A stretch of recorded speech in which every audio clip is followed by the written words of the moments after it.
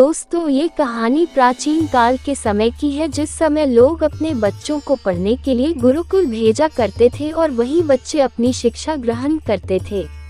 एक बार एक लड़का जिसका नाम वीर था, उसके माता पिता ने उसकी पढ़ाई के लिए उसे गुरुकुल भेजा, लेकिन वो लड़का पढ़ाई में बहुत ही कमजोर था। बाकी लड़कों की तुलना में उसे कोई भी पाठ याद नहीं हो पाता था।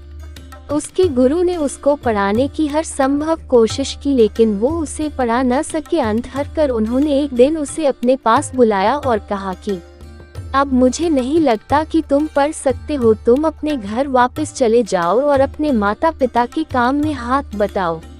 अपने गुरु की ये बात सुनकर उसे बहुत दुख हुआ कि वो पढ़ नहीं सकता है, लेकिन वो कर भी क्या सकता था। फिर वो वहाँ से अपने घर के लिए निकल गया। रास्ते में चलते चलते उसे बहुत प्यास लग गई। वो इधर उधर पानी की तलाश करने लगा। फिर थोड़ी दूर जाने पर उसने देखा कि कुछ औरतें मटके में पानी ले जाने के लिए जा रही। उसने उनसे पूछा तो उन औरतों ने बताया कि आगे एक कुआं है जिसमें से वो पानी लेने जा रही। वो भी उनके साथ चला गया।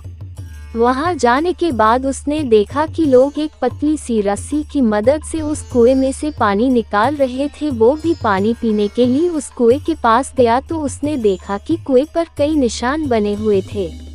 सीख देने वाली कहानी। तो उसने वहां जो औरतें थी उनसे पूछा कि ये निशान कैसे, तो उन्होंने बताया कि ये निशान रस्सी के कारण कुएं पर पड़ गए हैं। तो उसने कहा कि इतनी छोटी सी कोमल रस्सी से इस पत्थर के कुएं पर निशान कैसे पड़ गए। तो उन्होंने बताया कि हर दिन लोग इस रस्सी की मदद से कुएं में से पानी निकालते हैं और हर दिन रस्सी के रगड़ने के कारण इस कुएं पर निशान पड़ गए हैं।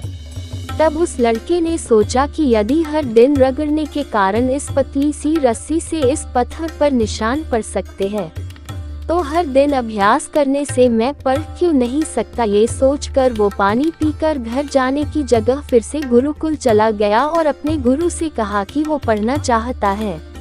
उसने कहा कि अब वो पूरे मन से पढ़ेगा और तब तक पढ़ेगा जब तक वो पूरी शिक्षा ग्रहण नहीं कर लेता।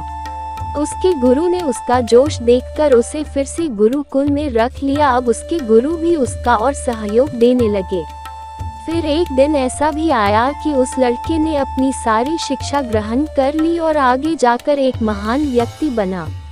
सीख। इस कहानी से हमें ये सीख मिलती है कि हम अपने लगातार अभ्यास से कोई भी काम को कर सकते हैं।